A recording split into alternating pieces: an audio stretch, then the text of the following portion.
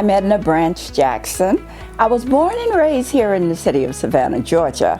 I grew up in a house that had no indoor plumbing. Our toilet was in the backyard. But we didn't know we were poor. The only thing that was most important in those days was that you received an education.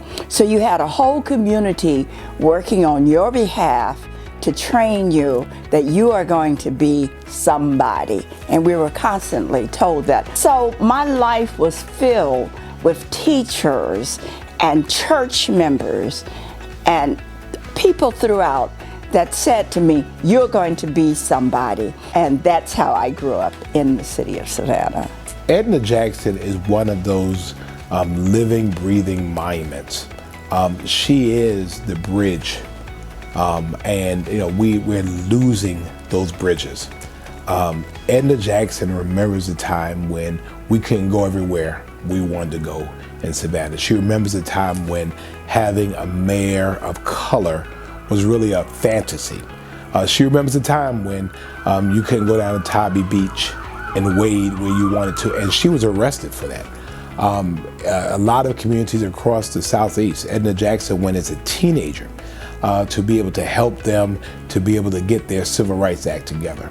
And I think when people see her, they don't really recognize really the depth of that ocean that we call Edna Jackson. See, it's about Savannah. It's about Chatham County. It is about the state of Georgia. And you have to look at the total picture to see how you can bring it all together. I don't sit in this chair if Edna Jackson wasn't doing what Edna Jackson did as a teenager. I don't sit in this chair if Edna Jackson didn't help to mentor and love on and feed me a whole lot, during our years of association together. We have been together through Savannah State University. We attend the same church. We are sorority sisters in Delta Sigma Theta sorority, and just wonderful friends. We developed a friendship at Savannah State, and there was a third person, Juanita Adams. And after a while, we were dubbed the Three Amigos, because it got to the point where we had such a relationship and such a partnership, and everybody knew if you wanted to get something done, you get one of the three. And if you get one, then two others will come in. Being around her to see how courageous she has been in her life and the sacrifices that she has made for people through her work in civil rights and, traveling throughout the Southeast in the 60s. And I think about that, but she is a living testament to what it takes and the kind of involvement to be a servant leader. She is not so concerned about herself. She loves to do what she can for other people. Edna Jackson is deserving of this recognition because she is someone who walked the walk. Oftentimes we will award people to the sake of awarding them. This lady has a track record that is literally unparalleled in this community. She has touched the lives of so many people. She helped candidates get elected. Then she was a candidate that got elected herself. She served as our 65th mayor and now serves in the Georgia House of Representatives at almost 80 years old. Her life is a life of service. It's a life of sacrifice. And yet she still is just as approachable, just as earthy, just as kind.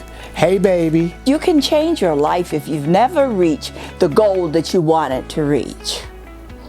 Have I reached all of my goals? I don't know. I thought I had, until all of a sudden, here is somebody saying, Edna, you need to run for this. I thought I'd run for everything. I was on city council, then I was the mayor of the city, and now I'm serving in the legislature. And the reason being because others, again, are watching you. Well, you would think, I thought I was going to sit there and watch The Young and the Restless and The Bold and the Beautiful for the rest of my life. So that's just Edna. Edna wants to serve. Edna loves to serve. Edna's not selfish, but she's very, very courageous.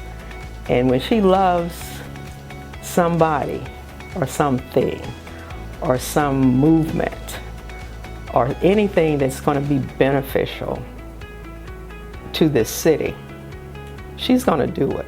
Edna Branch Jackson is a servant leader who is leaving a legacy, not only in this city and in this state, but in this country, and I believe in the world, because of the kind of life that she lives. So this is one of the most befitting kinds of acknowledgments that can be bestowed upon her. I've had the opportunity to travel around the world with Edna. So we've been to Ghana together most recently. I remember some years ago we went as a part of a medical mission. But the funniest part about it was that my role on this trip, as I found out, is really to power lift all Edna's luggage because she's going to buy everything for everybody. She don't know people think, well, I can get something for them. So she goes there, and so Edna Jackson increases the GDP of African nations just because she's there. And so we were in one of the villages. The people can't speak English, but by the time they leave, they're Edna, Edna, Edna. I mean, they made her queen there. They dressed her in the middle of a field. Edna is a cheerleader on everybody's parade. She is literally a biggest supporter in the stands for so many people. And we are so blessed, Edna Jackson, to finally cheer for you. You are so deserving. We love you. I adore you, and I am so glad that you're getting the roses that you deserve. Love you, Edna Branch Jackson. Never would I have thought that I would get this kind of recognition. And I just want to say I'm thankful, I'm humbled, and I hope that by giving me this, others will see steps that they can take and go, and they can reach and be whatever they want to be.